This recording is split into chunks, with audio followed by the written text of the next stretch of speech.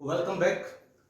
Current affairs का ये module आपको आगे कुछ क्वेश्चन बता रहा है, जिसमें पहला क्वेश्चन है नई शिक्षा राष्ट्रीय नीति 2020 में 3 से लेकर 18 वर्ष के बच्चों के लिए पाठ्यचर्या और शिक्षण शास्त्रीय आधार है। तो वो आधार क्या है? 5334। अब बात आती है 5334 है क्या? तो ये क्या है? जो 5 है आपका, ये 5 स्टैंड कर रहा है किसके लिए? आधारभूत के लिए। जो आधारभूत शिक्षा है जिसमें आंगनवाड़ी भी आपकी शामिल रहेगी, ठीक है। उसके बाद जो 3 आता है वो प्राइमरी सेक्शन के लिए, जो 3 इयर्स है वो प्राइमरी सेक्शन के लिए है। बाद में जो 3 है वो जूनियर सेक्शन के लिए, यानी जो मिड वाला सेक्शन होता है। और बाद वाली जो 4 है इनसे तो आप परिचित हैं ही, जो लास्ट वाले इयर्स होते हैं 9 to 12, तो ये आपके 4 इयर्स का प्लान है। तो ऐसे करके इन्होंने इसको बांटा हुआ है। Is it clear? अब बात ये आती है न्यू एजुकेशन पॉलिसी, वैसे सबने पढ़ रखा होगा, एक हल्का सा रिव्यू हो जाता है कि इसकी अध्यक्षता जो की किसने की? के कस्तूरी रंगन ने की। किसने की? के कस्तूरी रंगन ने। कब दिया गया उनको? 2017 में। उन्होंने अपनी रिपोर्ट बनाकर कब पेश की?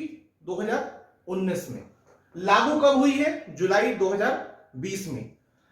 क्या क्या चेंजेस हुए भाई? एमएचआरडी मिनिस्ट्री आपने सुना था, एमएचआरडी मिनिस्ट्री को रीनेमिंग हो गया। चीज वही है, रीनेमिंग हो गया। नाम क्या हो गया? शिक्षा मंत्रालय, यानी एजुकेशन मिनिस्ट्री, ठीक है।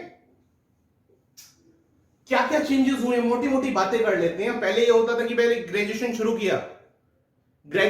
किया, किसी काम में लग गए, कोई प्रॉब्लम आई, आपने छोड़ दी पढ़ाई, ड्रॉप आउट कर दिया। लेकिन इस नई पॉलिसी में ये अच्छा है कि सपोज कीजिए आपने एजुकेशन छोड़ दिया था, फर्स्ट ईयर करके छोड़ दिया, सेकंड ईयर करके छोड़ दिया, तो दोबारा करना चाहें तो कर सकते हैं। एक और फायदा कि जैसे आपने ग्रेजुएशन शुरू किया है, 1 साल ही आपने किया है सर, तो 1 साल किया है तो आपको उसका सर्टिफिकेट मिलेगा। क्या मिलेगा? 1 साल भी किया है तो उसका सर्टिफिकेट मिलेगा। 2 साल आपने ग्रेजुएशन का किया है तो उसके लिए आपको क्या मिल जाएगा? डिप्लोमा मिल जाएगा। क्या मिल जाएगा? डिप्लोमा मिल जाएगा। और अगर आपने पूरा किया है तो आपको क्या मिलेगी? डिग्री मिलेगी। क्लियर है? एमफिल को इसमें डिसकंटिन्यू कर दिया गया। और क्या चेंजेस हुए हैं?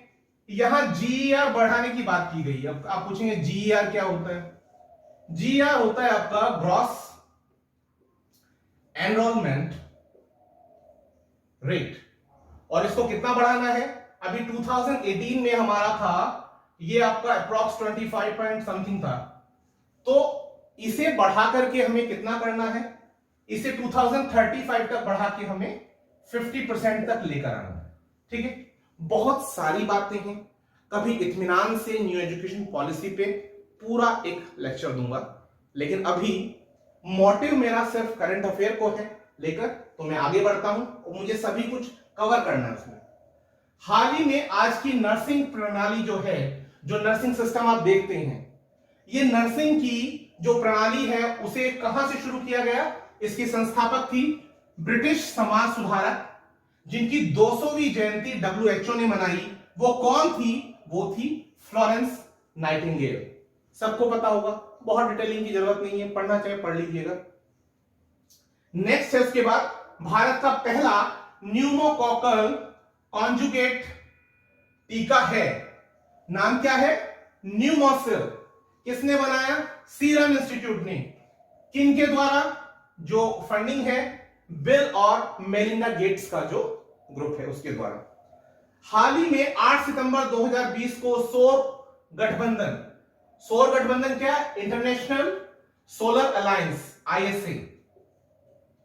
आईएसए भारत और विश्व बैंक, यानी ये 3 पार्टीज हैं, इनके बीच में एक त्रिपक्षीय समझौता हस्ताक्षरित हुआ था।